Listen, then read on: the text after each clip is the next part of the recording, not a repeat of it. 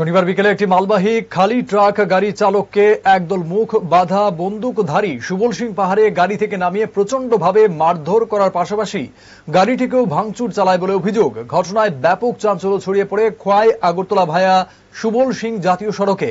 পুরো ঘটনা জানিয়ে অভিযোগ জানানো হয় খোয়াই থানায়।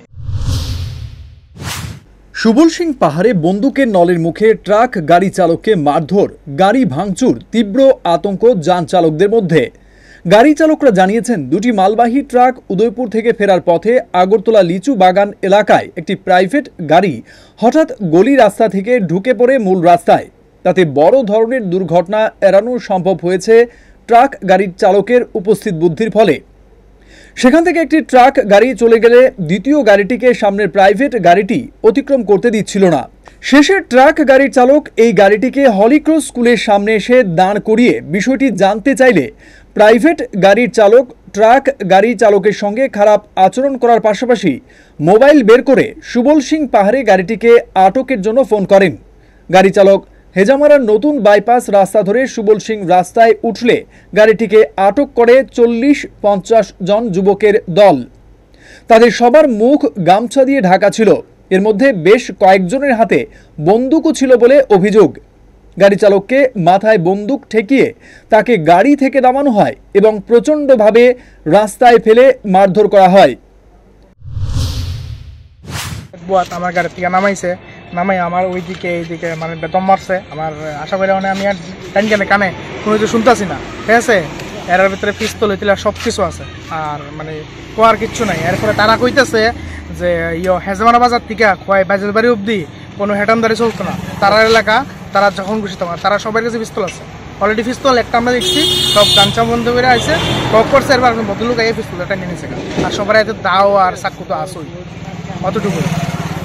আর এমনভাবে মারছে মানে রাস্তা ফালাইয়া কিতা কইতাম। অলরেডি আমি টাইম কানে কিচ্ছু শুনতেছি না, এমন আর কি তারা। আর যে ভদ্রলোক তাই নিয়ে লাস্টে আইয়া মাত্র আইডি কার্ড দেখাইছে, তাই নিয়ে নাকি পুলিশের লোক, তাই আমরা আইডি কার্ড দেখাইছে। যে পিস্তলটা নিয়ে আইছে তাই নাকি পুলিশের লোক, ওই লোকটাই আনছে না অন্য লোক? হ্যাঁ, তাই নিয়ে ফোন কইরা তাই নিয়ে এটা অতটুকু কইছে যে তাই নিয়ে ফোন কইরা তাই নিয়ে লোক দেওয়া মানে আমরা এই গাড়িটা আটকানোর লিগা তাই নিয়ে ফোন করছে যে আপনারা আইয়া মাত্র পুলিশের পরিচয় দিয়েছে আইডি কার্ড দিয়া, তাই নিয়ে লোক। আর আমরা যখন গেছি তখন তাই না আইসে না, তো বাকি লোকটি কইছে আমরা সারাই লইব। এরপরে তাই নিয়ে আইসে, তাই নিয়ে আওয়ার পরে কথাবার্তা কইল।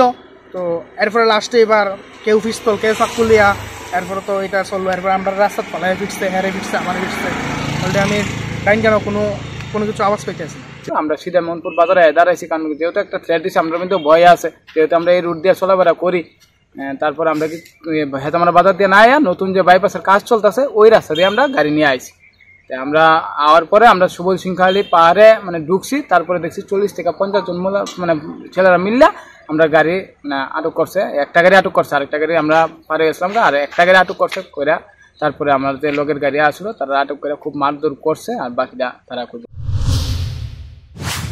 পাশাপাশি গাড়িটিকে ভাঙচুর করা হয়। এই ঘটনার পর গাড়ি চালক গাড়িটিকে নিয়ে চলে আসে খোয়াই থানায়।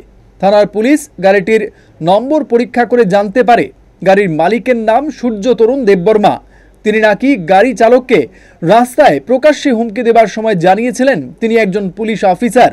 এই ঘটনায় খোয়াই আগরতলা ভায়া সুবল সিং সড়কের নিরাপত্তা ব্যবস্থা নিয়ে প্রশ্ন উঠতে শুরু করেছে। এই ধরনের ঘটনা ইতিপূর্বেও বহুবার ঘটেছিল। এখন দেখার বিষয় স্থানীয় পুলিশ এই ঘটনার তদন্তে প্রকৃত অপরাধীদের চিহ্নিত করতে পারে কিনা। Bureau report, headlines, Tripura national.